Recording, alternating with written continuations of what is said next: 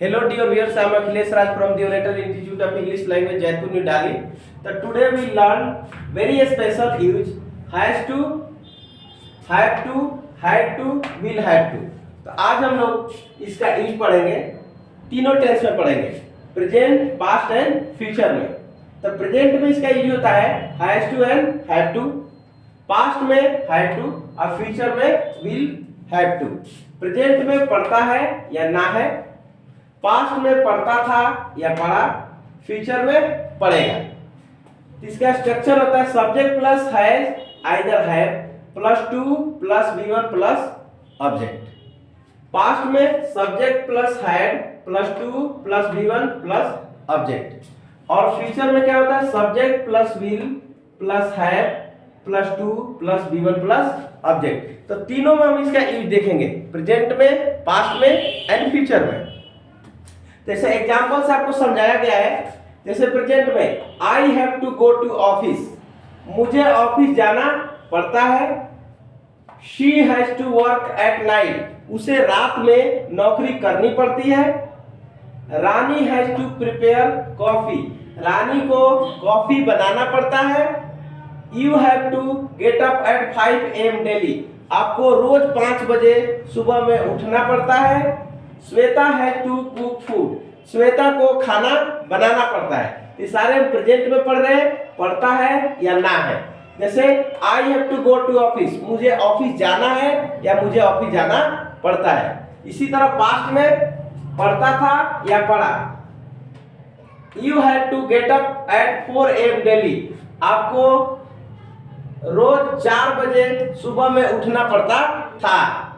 She had to work at night, उसे रात में नौकरी करनी पड़ती थी। इसी तरह he had to earn money, उसे पैसे कमाना पड़ता था या पड़ा। He had to earn money, उसे पैसे कमाना पड़ता था या उसे पैसे कमाना पड़ा।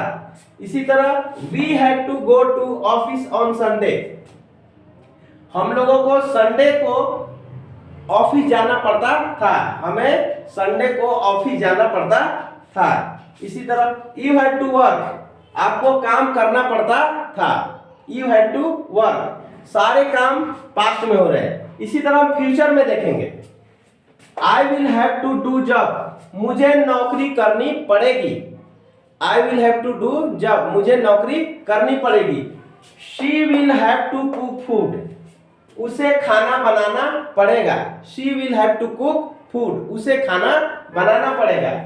We will have to study daily, हम लोगों को रोज पढ़ना पड़ेगा। We will have to study daily, हम लोगों को रोज पढ़ना पड़ेगा।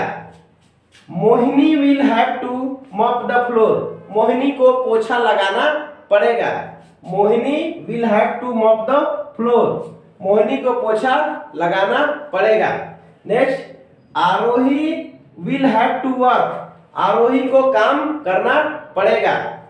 Aarohi will have to work, Aarohi को काम करना पड़ेगा। तो इस तरह से प्रेजेंट में, पास्ट में और फ्यूचर में हम इसका यूज कर सकते हैं। Has to, have to, had to, will have to. Has to और हैव टू प्रेजेंट में, हैड टू पास्ट में, विल हैव टू फ्यूचर में। जैसे मुझे काम करना पड़ता है, आई हैव टू वर्क।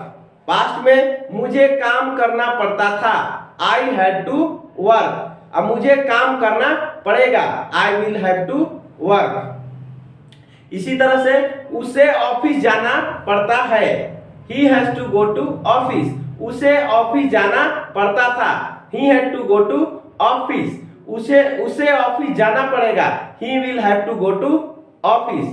आपको खाना बनाना पड़ता है, प्रेजेंट में आपको खाना बनाना पड़ता है। You have to cook food, past में आपको खाना बनाना पड़ता था, you have to cook food.